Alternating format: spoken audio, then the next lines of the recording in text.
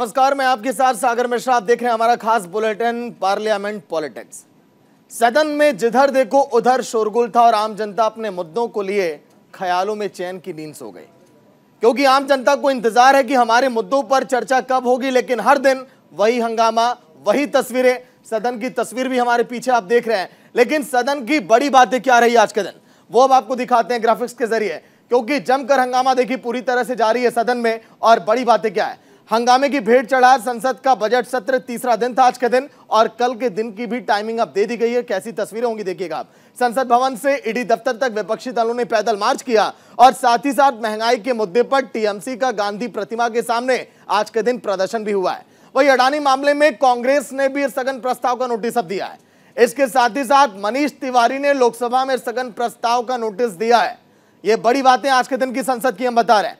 अडानी मुद्दे पर प्रमोद तिवारी ने सस्पेंशन वहां पर दिया। वहीं आम आदमी पार्टी के सांसद संजय सिंह ने अडानी पर चर्चा की मांग की है।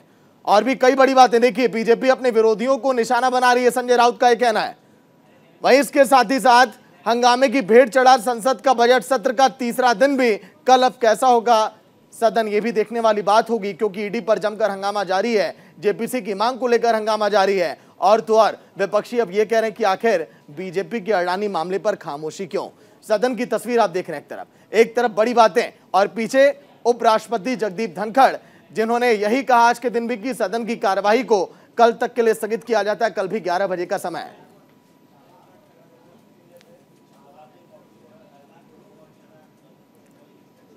संसद में आज फिर शोर, विपक्ष पूरी तरह से जोर लगा रहा है कि अडानी मामले पर चर्चा हो, और भी कई ऐसे मुद्दे। लेकिन बीजेपी तो यह कह रही है कि राहुल गांधी माफी मांगे।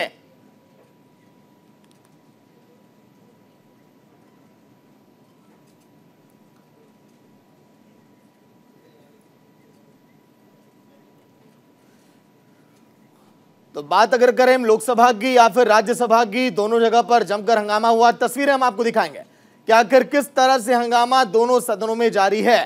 हर तरफ यही शोरगुल, यही नारेबाजी की राहुल गांधी माफी मांगे। विपक्ष ये कह रहा है कि अडानी मामले पर चर्चा आखिर क्यों नहीं हो रही है।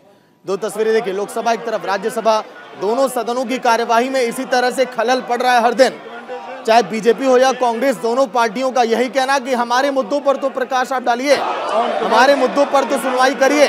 लेकिन इस शोरगुल के बीच आम जनता के मुद्दे छिप जा रहे हैं।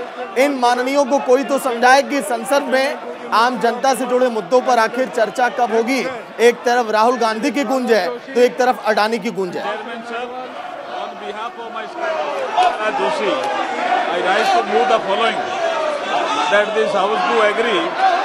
with the 41st report of the Business Advisory Committee presented to the House on 14th March 2023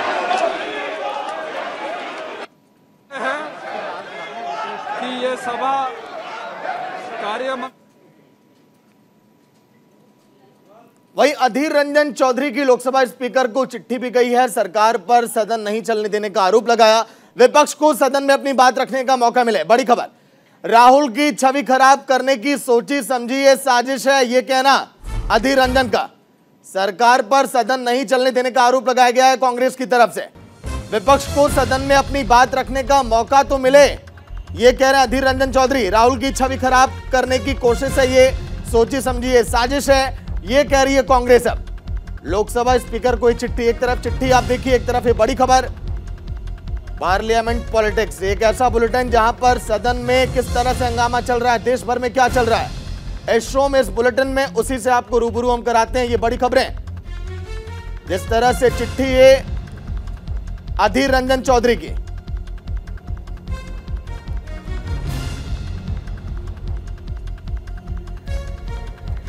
तो सरकार पर सदन नहीं चलने देने का लगाया आरोप। ठीक इसी तरह के आरोप बीजेपी भी लगा रही है कांग्रेस पर।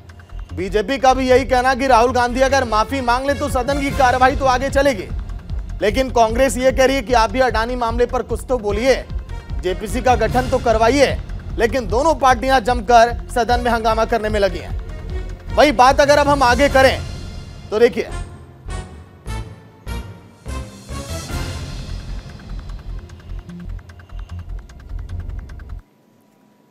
वहीं एक तरफ जहां सत्ता पक्ष और विपक्ष की बात करें, जमकर हंगामा करने में लगा है और मोर्चा खोल दिया एक दूसरे के खिलाफ। तो वहीं दोनों आमने सामने भी दिखाई दे रहे हैं। देखिए आप। ये सरकार एक तरफ लोकतंत्र पर विश्वास रखने की बात करती है, दूसरे तरफ पीसफुल प्रोटेस्ट, वो भी एमपीज जो जनता से चुने हुए जिम्मेदार लोग अपनी बात रखने के लिए ईडी ऑफिस में जब जाना चाहते हैं, मेमोरेंडम देना चाहते हैं, उसको भी अगर अवकाश नहीं मिला और उनको रोका गया तो ये ठीक नहीं है और इसका कंडम करते हैं हम। और हमको जाना देना चाहिए था, हम तो वहां जाकर तो पीसफुली मेमोरेंडम देकर अपनी बात रख के वापिस आते थे, लेकिन ईडी ने भी मना कर दिया। वो बोले हमारे को इत्तला नहीं है, हालांकि हमने इत्तला पहले ही भेजा है। सरकार तो विजय चौक से पहले ही रोक दिया। तो ये दिखाता है कि लोकतंत्र खतरे में है, अगर कोई बोले उसको देशद्रोही बोलते हैं। आज राहुल गांधी से पूछना चाहती हूं कि गांधी खानदान के आदेश अनुसार जब लोकसभा में कांग्रेस के सदस्य कागज फाड़कर स्पीकर की ओर फेंकते हैं, स्पीकर का अपमान करते हैं, क्या वो ब्रेवरी है या राहुल गांधी की डेमोक्रेसी की परिभाषा?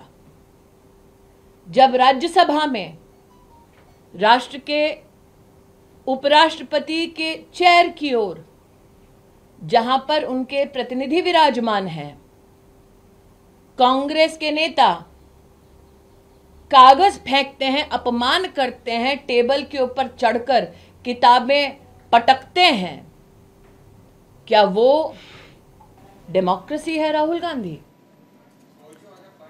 वहीं स्मृति ईरानी के वार पर कांग्रेस की प्रवक्ता सुप्रिया श्रीनेत ने भी पलटवार किया है। सुनिए आप।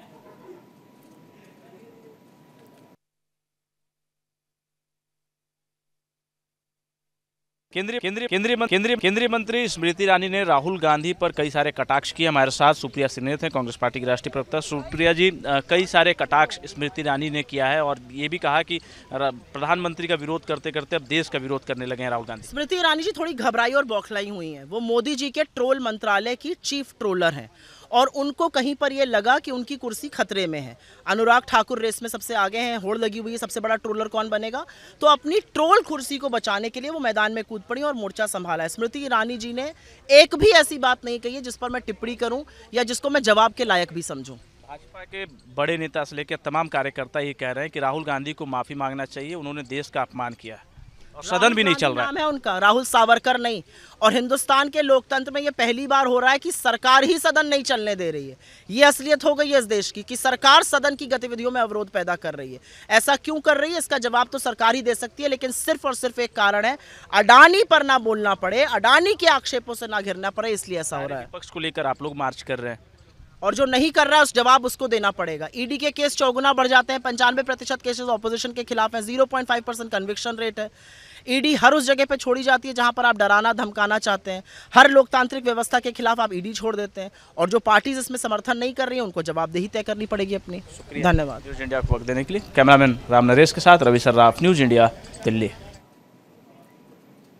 वहीं आज ही राहुल गांधी विदेश के दौरे से वापस लौटे। एक बार फिर अडानी को लेकर केंद्र की सरकार पर निशाना साधा। ट्वीट आपको दिखाते हैं कि राहुल गांधी ने क्या जिक्र किया है। राहुल गांधी ने कहा कि भारत का मिसाइल और रडार अपग्रेड कॉन्ट्रैक्ट अडानी और इलारा नाम की एक संदिग्ध विदेशी संस्था को दिया गया। राहुल गांधी का कहना, ट्वीट में, इलारा को कौन कंट्रोल करता है? राहुल गांधी का सवाल यह है। वहीं अनजान विदेशी कंपनियों को भारत की रणनीतिक रक्षा उपकरणों का नियंत्रण देकर राष्ट्रीय सुरक्षा की अगर हम बात करें, वहीं भारत का मिसाइल और रडार अपग्रेड कॉन्ट्रैक्ट अडानी के स्वामित्व वाली कंपनी और इलारा नाम की एक संदिग्ध विदेशी संस्था को दिया गया है। यह कहना राहुल गांधी का ट्वीट में।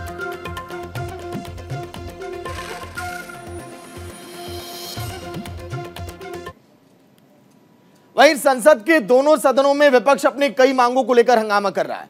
विपक्ष की आखिर मांग क्या, ये अब आपको दिखाते हैं ग्राफिक्स के जरिए, क्योंकि मांग देखिए बहुत जरूरी है। आखिर क्या है, अडानी के मुद्दे पर किस तरह से विपक्ष फिलहाल एकजुट हो चुका है। 16 दल है इसमें, ये जो विपक्षी एकजुटता है, 16 दल लगातार बैठक कर रहे हैं और जेपीसी की मांग पर विपक्ष इस समय अड़ा है।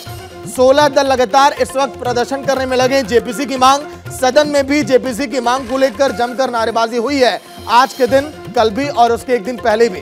वही मामले की ईडी से जांच कराने की मांग की जा रही है। हालांकि ईडी पर कोई खास भरोसा नहीं है विपक्ष को, क्योंकि ईडी के खिलाफ भी लगातार विरोध किया जा रहा है।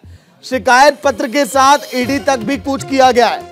ईडी तक कूच देखिए, हमने जिक्र किया आज के दिन विपक्षियों ने ईडी तक कूच भी किया है।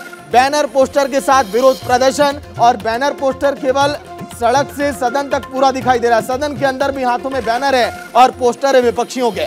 वहीं आगे अगर हम बात करें और क्या मांगे हैं विपक्ष की इस पूरी प्रक्रिया में, क्योंकि हंगामा इसी बात को लेकर कि अडानी मामले में खामोशी क्यों बीजेपी की, इसके साथ ही साथ प्रदर्शन क्यों। कुछ अन्य ग्राफिक्स भी आपको दिखाते हैं। सरकार का क्या पक्ष है? सरकार का इससे कोई भी लेना देना नहीं है। सरकार ये कह रही है जो आप लोग मांग कर रहे हैं अडानी मामले को लेकर, हमारा कुछ भी लेना देना नहीं है। वहीं आगे देखिए क्या कहना है सरकार की तरफ से। सरकार का यह भी कहना इस पूरे मामले में कि हम पाक साफ हैं, विपक्ष बिना किसी मतलब के इस पर हंगामा करने में लगा है। जैसा कि हमने जिक्र किया कि सरकार ये कह रही है कि सदन की कार्यवाही विपक्ष भी नहीं चलने देना चाहती है, सदन में चर्चा नहीं करना चाहता विपक्ष। ये भी कह रहा है बार बार, बीजेपी की तरफ से ये कहा जा रहा है कि विपक्ष जो है ये नहीं चाहता कि सदन में चर्चा हो अन्य मुद्दों पर। वहीं एसबीआई और एलआईसी पूरी तरह सुरक्षित है, ये भी जिक्र किया है सरकार ने, क्योंकि एसबीआई और एलआईसी को लेकर कई तरह की भ्रामक खबरें आपने भी सुनी होंगी और विपक्ष ने भी इस पर जम के हंगामा किया है। अब देखिए विपक्ष का आरोप क्या है, मंत्रियों और नेताओं पर जबरन कार्रवाई की जा रही है। विपक्ष का यह कहना तमाम छापेमारी को लेकर और भी जो तस्वीरें विपक्ष के नेताओं की तरफ से आ रही हैं, इसके साथ ही साथ जहां विपक्ष की सरकार वहां टारगेट किया जा रहा है। मल्लिकार्जुन खड़गे को आप देखिए, मध्य प्रदेश की हम बात करें, चाहे हम बात करें उन राज्यों की जैसे कि राजस्थान, जहां पर इस समय लगातार जांच और कार्रवाई जारी है, नेताओं को समन भेजे जा रहे हैं।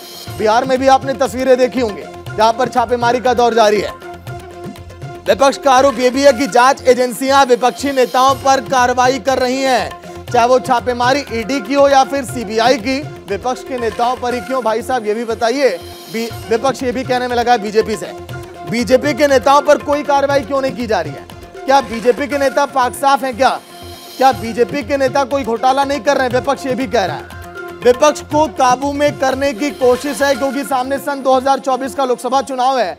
विपक्ष ये कह रहा है कि हम लोगों पर ब्रेक लगाने के लिए ऐसा किया जा रहा है। केंद्रीय एजेंसियां बीजेपी को काबू में है, बीजेपी के काबू में है, ये कह रही है विपक्ष की पार्टियां कि केंद्रीय एजेंसियां यानी कि जांच एजेंसियां बीजेपी के काबू में है और पूरा जो है रिमोट कंट्रोल इनके हाथों में है। किन किन नेताओं पर कार्रवाई ये जानना बेहद जरूरी है। कांग्रेस नेता डीके शिव कुमार, जिन पर यह कार्रवाई की गई, तस्वीर आप देखिए डीके शिव कुमार की, जिन पर यह कार्रवाई की गई है, और उन्हीं में से आरजेडी प्रमुख लालू प्रसाद यादव। हालांकि आज के दिन जमानत मिली है लालू साहब को, लेकिन 29 तारीख को फिर से इनकी पेशी होने वाली है। आज परिवार सहित राहत मिल गई है। वही देखिए शिवसेना के नेता उद्धव गुट यानी कि संजय राउत, कुछ दिन पहले इनकी पेशी हुई थी, ईडी ने बुलाया था, लेकिन शिवसेना की तरफ से बार बार जिक्र किया गया। हालांकि अब तो एकनाथ शिंदे की हो गई है, लेकिन जमकर खिंचातान जारी है। झारखंड के मुख्यमंत्री हेमंत सोरेन, इन पर भी जमकर कार्रवाइयां हुई हैं, छापेमारी जारी है, और हेमंत सोरेन ने भी आरोप लगाया कि जांच एजेंसियों का गलत इस्तेमाल किया जा रहा है। वही देखिए कांग्रेस के सांसद राहुल गांधी, पूछताछ के लिए आपने देखा होगा बुलाया गया था राहुल गांधी को, सोनिया गांधी को। जिस तरह से हिंडनबर्ग मामले को आपने देखा था, उसकी रिपोर्ट पर जमकर हंगामा। वही कांग्रेस की पूर्व अध्यक्ष सोनिया गांधी राहुल गांधी के साथ ही गए थे, कई घंटे की पूछताछ हुई थी, दिल्ली की सड़कों पर जमकर उस दिन भी हंगामा हुआ था। वही एनसीपी के पूर्व मंत्री नवाब मलिक, जिनसे पूछताछ हुई, पूरे उन नेताओं की पूरी लिस्ट है जिन पर जांच हुई, जमकर पूरी पूछताछ हुई, और अभी भी ये रडार पर है। टीएमसी के सांसद अभिषेक बनर्जी ममता बनर्जी के बेहद करीबी हैं और यही रडार पर रहे हमेशा, और बंगाल की सियासत जमकर गरमाई, और ममता बनर्जी ने भी आरोप लगाए थे मौजूदा बीजेपी की सरकार पर। और इनको तो भली बात ही आप जानते होंगे, सत्येंद्र जैन, जो कि पिछले कई दिनों से जेल के अंदर है, मसाज को लेकर भी काफी चर्चाओं में रहे, और इस समय आम आदमी पार्टी इनके बिना और सिसोदिया जी के बिना काफी अकेला भी महसूस कर रही है। दिल्ली के पूर्व डिप्टी सीएम सिसोदिया साहब, जो कि इस समय जेल में है, दोनों इन नेताओं का इस्तीफा भी हो गया है, लेकिन इन दोनों लोगों की जगह जिम्मेदारियां नए मंत्रियों को दे दी जा चुकी है। वहीं एनसीपी के नेता अनिल देशमुख की अगर बात करें, इनसे भी पूछताछ हुई। इसी कड़ी में देखिए कई और नेता शामिल हैं, लेकिन शिवसेना देखिए उद्धव गुट के नेता अनिल परब, इनसे भी पूछताछ हुई, इन पर भी कार्रवाई की गई। ये फहरिस्त बड़ी लंबी है और लगातार ये पूछताछ का जो दौर जारी आगे भी जारी रहेगा। कहा यह जा रहा है कि जब तक लोकसभा के चुनाव नजदीक नहीं आते, विपक्ष के नेताओं पर यह कार्रवाई होती रहेगी। वहीं संसद सत्र से पहले कांग्रेस अध्यक्ष मल्लिकार्जुन खड़गे के साथ कई बड़े बड़े नेता भी थे विपक्ष के। ये बैठक सुबह 10:30 बजे कांग्रेस अध्यक्ष खड़गे के पार्लियामेंट चैंबर में हुई। हिंडनबर्ग अडानी रिपोर्ट की जांच के लिए जेपीसी की मांग को लेकर सरकार पर और दबाव बनाने पर सहमति बनी है। सभी दलों ने एक सुर में अडानी मामले में सरकार की चुप्पी पर भी सवाल उठाए। इसके अलावा बैठक में यह भी तय हुआ कि अडानी मामले की जांच को लेकर एक चिट्ठी लिखी जाएगी जिस पर सभी विपक्षी सांसदों के हस्ताक्षर होंगे। इसे ईडी को सौंपा जाएगा और जांच की मांग भी की जाएगी। इस बैठक के दौरान संसद से लेकर ईडी ऑफिस तक पैदल मार्च का प्लान भी किया गया।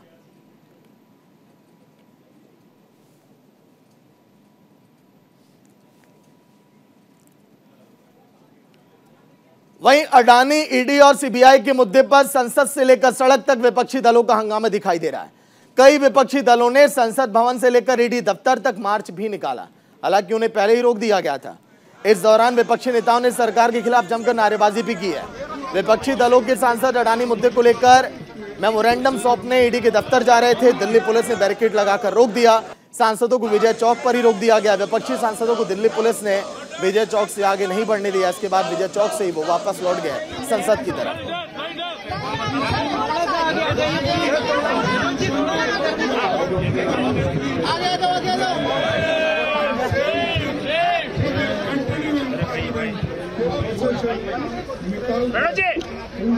सीएम साहब को बुलाओ, सीएम साहब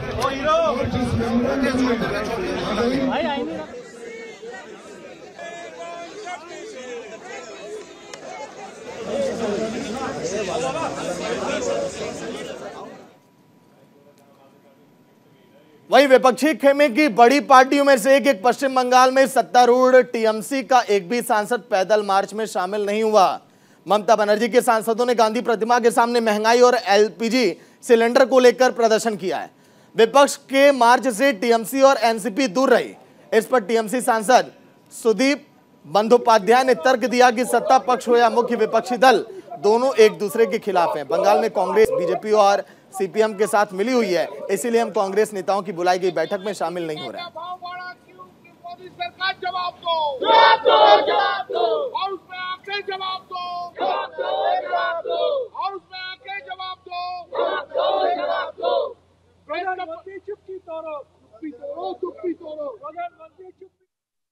It's the most unfortunate that Parliament is not succeeding to commence their sessions. Whether the ruling party or the main opposition party, both are in loggerheads with each other. But we want to raise the issues of the common people. We have many such important issues, and possibly one of the topmost issues are the price hike of the petrol products. So petrol, diesel, domestic gases, all the prices, the way it is hiking, no discussion is taking place. Prime Minister is not appearing at the House. He is not responding to the voices of the opposition, as if the voices of the opposition are being nowhere. Oppositions are getting no space to place their observations so far the national issues are concerned. So we are fully concerned about it, and as the most responsible opposition party of India on the Parliament, under the leadership of Mamata Banerjee, we are committed to the common people to raise their issues either on the street or in the floor of the House. वहीं अडानी मुद्दे को लेकर विपक्षी सांसदों ने संसद भवन से विजय चौक तक मार्च निकाला। मार्च में विपक्ष के कई सांसद शामिल हुए। इस दौरान कांग्रेस के सांसद प्रमोद तिवारी ने न्यूज इंडिया से बातचीत भी की है और कहा कि जब तक जेपीसी का गठन नहीं हो जाएगा तब तक ये आंदोलन जारी रहेगा। सुनिए आप।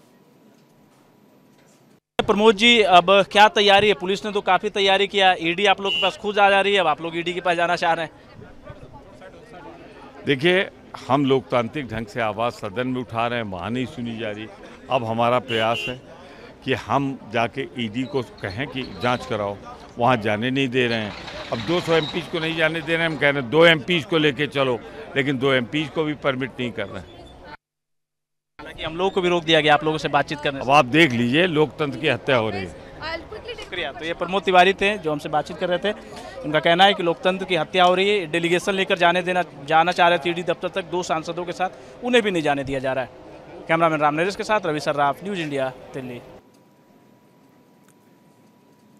वहीं आम आदमी पार्टी के राज्यसभा सांसद संजय सिंह ने बीजेपी को रडार पर लिया, शायराना अंदाज में बीजेपी पर हमला बोला है। सुनिए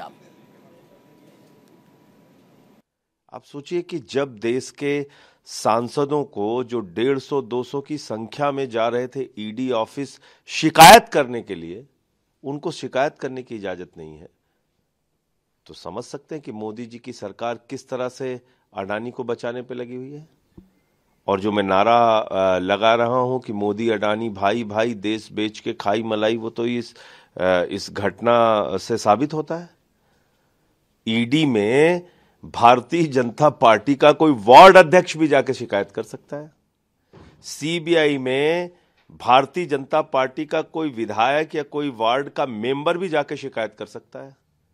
लेकिन इतने सारी राजनीतिक पार्टियों के नेता जा रहे थे, उनको अलाउ नहीं किया गया। इसका मतलब नरेंद्र मोदी जी की पूरी सरकार भ्रष्टाचार में लिप्त है और वो एक महाघोटालेबाज को बचाना चाहती है। तो यही सबको दिख रहा है, पूरे देश को दिख रहा है कि किस तरीके से मोदी जी चट्टान की तरह अपने भाई अडानी के घोटाले के साथ खड़े हैं। वहीं राहुल गांधी के बयान को लेकर बीजेपी सांसद जगदंबिका पाल की तरफ से भी प्रतिक्रिया सामने आई। उन्होंने क्या कहा है, सुनिए आप। 3 दिन सत्र चलता है, तमाम योजनाएं होती हैं, तमाम विधेयक होते हैं, लेकिन 3 दिन हो गया सत्र बाधित है, हंगामा हो रहा है, नुकसान देश का हो रहा है। विपक्ष कहता है आप नहीं चलाना चाहते। इसके जिम्मेदार राहुल गांधी हैं। 3 दिन से सत्र चल रहा है। अगर राहुल गांधी से माफ़ी मांगने की बात हो रही है तो उनको सदन में आना चाहिए, उनको कहना चाहिए कि हम नहीं माफ़ी मांगेंगे। आखिर सदन के सदस्य हैं और उन्होंने साफ तौर से इंग्लैंड पे, विदेशी धरती पे जाके कहा कि भारत की पार्लियामेंट में हमको बोलने नहीं दिया जाता, भारत की पार्लियामेंट में हमारे माइक को ऑफ कर दिया जाता है। ये उन्होंने कोई सरकार पे हमला किया, उन्होंने इस देश के लोकतंत्र को बदनाम किया, उन्होंने देश के ऑनरेबल स्पीकर के ऊपर उन्होंने एक आक्षेप लगाया। क्या देश नहीं देखा कि उन्होंने राष्ट्रपति के अभिभाषण पे जितनी देर बोलना चाहा, उन्होंने प्रधानमंत्री मोदी जी पे अडानी को लेकर के दुनिया के तमाम अनर्गल आरोपों को लगाने का काम किया। तो क्या इस बात का जवाब वो सदन में देंगे कि उनको सदन में बोलने से क्या रोका गया, या जितना समय चाहते थे क्या उनको स्पीकर साहब ने नहीं दिया? जिस तरह से उन्होंने भारत की छवि को, किसी दुनिया का कोई नेता दूसरे देश में जाके अपने देश की छवि को धूमिल करता है, इसलिए उनको माफ़ी मांगनी चाहिए। उन्होंने देश को शर्मसार किया, इसलिए माफ़ी मांगनी चाहिए। लेकिन जहां विपक्ष है वो लगातार कह रहा है अडानी को लेकर जेसीपी को गठित किया जाए, हमारी बात सुनी जाए, इस पर बहस की जाए, नकार क्यों रहा है? आखिर जो भी कोई चीज़ मांग करे, मैं कह रहा हूँ कि देश में आरबीआई का बयान आ गया। आज कोई भी बहस करना चाहते, सदन क्यों नहीं चलने देना चाहते? राहुल गांधी क्यों नहीं आते? सदन चलाने में कोई विषय पर चर्चा करना चाहेंगे, उसको स्पीकर साहब से दीजिए। बिजनेस एडवाइजरी कमेटी आज तक के इतिहास में कभी किसी ने बहिष्कार नहीं किया, क्योंकि वो स्पीकर की कमेटी होती है, सदन में कार्य चलाने की तय होती है। उसको कांग्रेस पार्टी ने बहिष्कार किया। तो हत्या तो लोकतंत्र की कांग्रेस पार्टी कर रही है। धन्यवाद। हमारे साथ बातचीत कर रहे थे जगदंबिका पाल जी। न्यूज़ इंडिया के लिए कैमरा पर्सन शिव कुमार के साथ अजय पीयूष शुक्ला, नई दिल्ली। तो चलिए इसी के साथ हमारे इस खास बुलेटिन में इतना ही। कल फिर मिलेंगे कुछ नई तस्वीरों के साथ। देखते रहिए न्यूज़ इंडिया। नमस्कार।